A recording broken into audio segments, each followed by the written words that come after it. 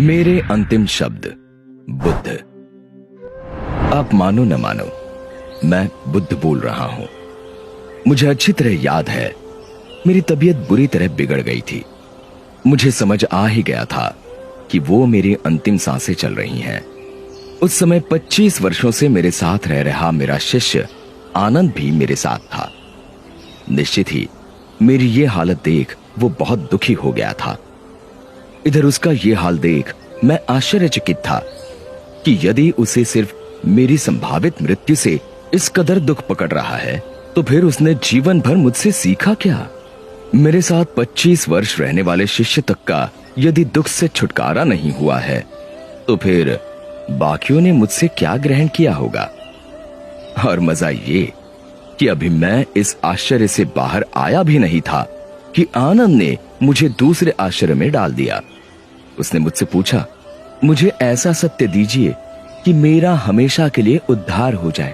अब मैंने क्या जीवन भर असत्य कहा था, जो अंतिम वक्त कोई महान सत्य अपने प्रिय शिष्य को देकर जाता?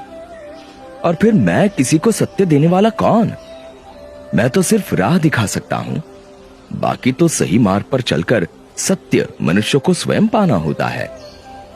किसी मनुष्य के पास किसी को कुछ देने की या किसी से कुछ छीनने की क्षमता ही कहां होती है।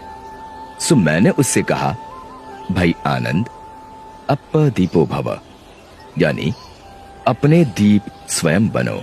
अब जब मैं साक्षात था, तब भी मेरे अंतिम शब्द यही थे, और आज 2500 वर्ष बाद भी मैं आपसे यही कह रहा हूं कि अप्पदीपो भव, यानी अपने दिए स्वयं बनो। और सच कहूं तो ये मेरे मुख से निकले तमाम शब्दों और व्यवहारों का सार है।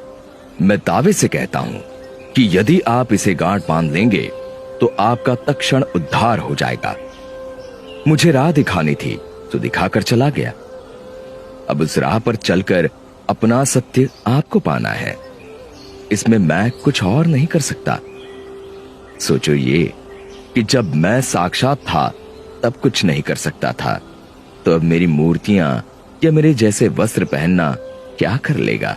सो इन सब नौटंकियों से छूटो और स्वयं को भ्रम में डालने से बचो। सीधे सीधे मेरे बताए मार्ग पर चलकर अपने जीवन का सत्य खोजने में लग जाओ। विश्वास जानो कि अपने द्वारा अपना उद्धार करने के अलावा तुम्हारे पास अन्य कोई मार्ग नहीं। आपको अपना दीप बनकर अपने को रोशन स्वयं ही करना पड़ेगा।